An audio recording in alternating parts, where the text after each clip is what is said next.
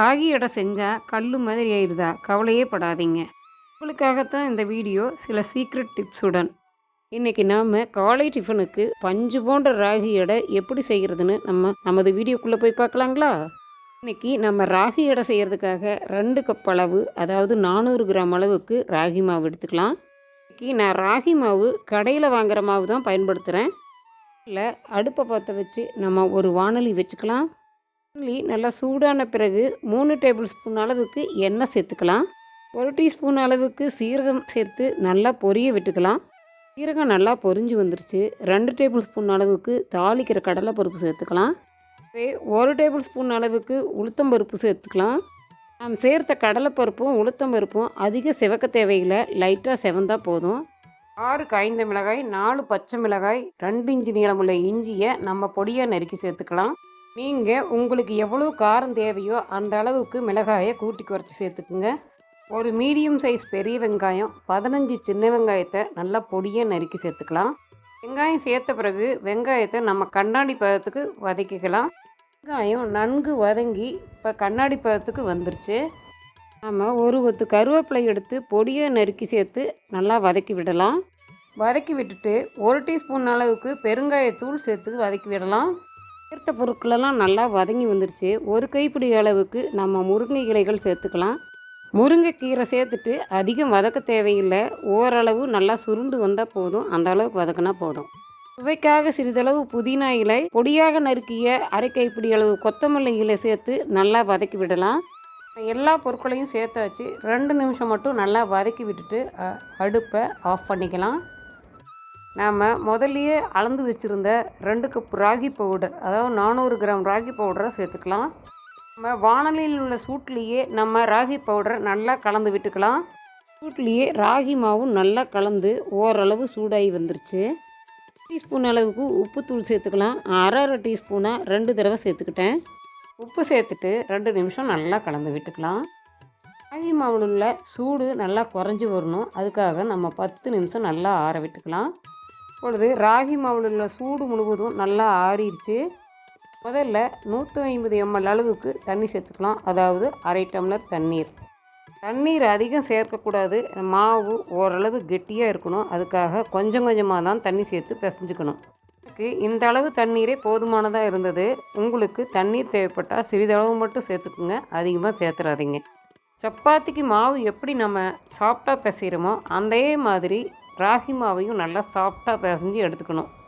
ரொம்ப மாவை டைட்டாக பிசைஞ்சிடாதீங்க, நல்லா சாஃப்டாக பிசைஞ்சுக்குங்க. ராகி மாவு நம்ம பிசைஞ்சாச்சு. மாவை இது போல் தான் சாஃப்டாக பிசைஞ்சு எடுத்துக்கணும். இப்போ ராகி மாவை நம்ம பிசைஞ்சு ரெடி செஞ்சாச்சு. 2 டேபிள் ஸ்பூன் அளவுக்கு நம்ம நெய் சேர்த்துக்கலாம். நெய் ராகி அடைக்கு சுவையை அதிகப்படுத்தி கொடுப்பது மட்டும் இல்லாமல் சாஃப்டாகவும் இருக்கும். சேர்த்துட்டு ஒரு 15 நிமிஷம் மாவை அப்படியே ஊற விட்டுக்கலாம். 5 நிமிஷம் ஆயிடுச்சு.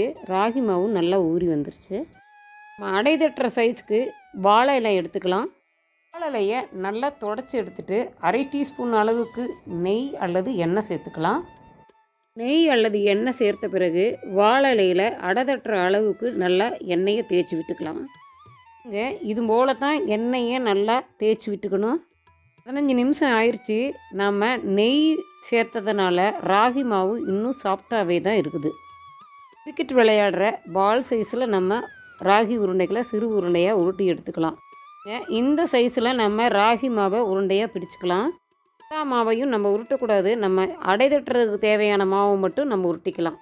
அதுலேயே நம்ம வாழை இலையில் எண்ணெய் தடவி வச்சுருந்ததுனால அதுலேயே நாம் ராகி உருண்டையை வச்சு ரவுண்டாக தட்டிக்கலாம். ரொம்ப மெலிசாவும் இல்லாமல் ரொம்ப மொத்தமாகவும் இல்லாமல் அடை தோசைக்கு எந்த அளவுக்கு மாவு ஊற்றி நம்ம சுடுவோமோ அந்த அளவுக்கு தட்டிக்கலாம். இப்போ நம்ம அடுப்பை பற்ற வச்சு ஒரு தோசைக்கல் வச்சுக்கலாம். தோசைக்கல் நல்லா சூடான பிறகு அரை டீஸ்பூன் அளவுக்கு எண்ணெய் சேர்த்துக்கலாம். சேர்த்துட்டு அடை தோசை வேகிற அளவுக்கு நம்ம ரவுண்டாக எண்ணெயை தேய்ச்சி விட்டுக்கலாம். எண்ணெய் நல்லா சூடாயிருச்சு. நம்ம தட்டி வச்ச அடை மாவை தோசைக்கல்லில் சேர்த்துக்கலாம். மாவை தோசைக்கல்லில் சேர்த்துட்டு மெதுவாக இலையை அப்படியே பிரித்து எடுத்துக்கலாம். அடை மாவை தோசைக்கல்லில் சேர்த்துட்டு அதை சுற்றிலும் சிறிதளவு எண்ணெய் விட்டுக்கலாம். ராகி அடைக்கு கொஞ்சம் எண்ணெய் அதிகமாக தான் சேர்த்துணும், அப்போ தான் ராகி அடை நல்லா வெந்து வரும். எடை ஒரு பக்கம் வெந்து வந்துருச்சு. திருப்பி விட்டுட்டு சிறிதளவு எண்ணெய் சேர்த்துக்கலாம். ராகி அடை வேகும்போது அடுப்பு மிதமான தீயில தான் எரியணும். மிதமான தீயிலேயே நல்லா வேக வைக்கணும். தீ அதிகமாகும்போது அடை கருகி போக வாய்ப்புள்ளது. தோசையை அப்படியே ஒரு பக்கம் வேக விடக்கூடாது. அடிக்கடி நம்ம திருப்பி திருப்பி போட்டு வேக வைக்கணும். எண்ணெய் சிறிது அதிகம் சேர்க்கும்போது உள்ளே மாவு இல்லாமல் இந்த மாதிரி வெந்து வரும். அடை தோசை நல்லா வெந்து வந்துருச்சு. ஒரு தட்டில் எடுத்து வச்சுக்கலாம். போலவே நாம் எவ்வளவு மாவு நம்ம பிசைஞ்சு வச்சுருந்தோமோ எல்லா மாவையும் இது போலவே அடை தோசை சுட்டு நம்ம எடுத்துக்கலாம். இப்போ ரெண்டாவது அடை தோசையும் நான் உங்களுக்கு சுட்டு எடுத்து காமிச்சிட்டேன். இந்த ராகி அடை நமக்கு சுவைக்காக மட்டும் இல்லை, இதில் பலவிதமான சத்துக்கள் இருக்குது. அடை தோசையில் இரத்த சோகை நீங்கிறதுக்காகவும் இரும்பு சத்து, நோய் எதிர்ப்பு சக்தி, விட்டமின்கள் கிடைக்க முருங்கைக்கீரை சேர்த்துருக்குறோம். வாசனைக்காகவும் செரிமானத்துக்காகவும் கொத்தமல்லி இலைகளையும் புதினா இலைகளையும் நம்ம சேர்த்துருக்குறோம். இப்போ வெயிட் லாஸ் பண்ணணும்னு நினைக்கிறவங்களுக்கு ஏற்ற ஒரு பெஸ்ட்டு பிரேக்ஃபாஸ்ட் ரெசிபி ராகி அடை தாங்க.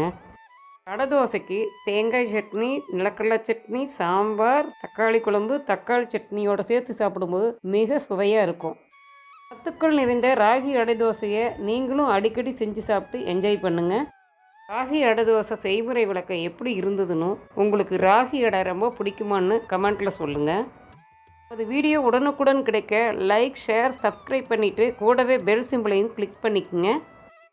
இதுவரை என்னுடைய வீடியோ பார்த்த அனைவருக்கும் நன்றிங்க. மீண்டும் அடுத்த வீடியோவில் நல்ல ரெசிபியுடன் சந்திக்கலாங்களா?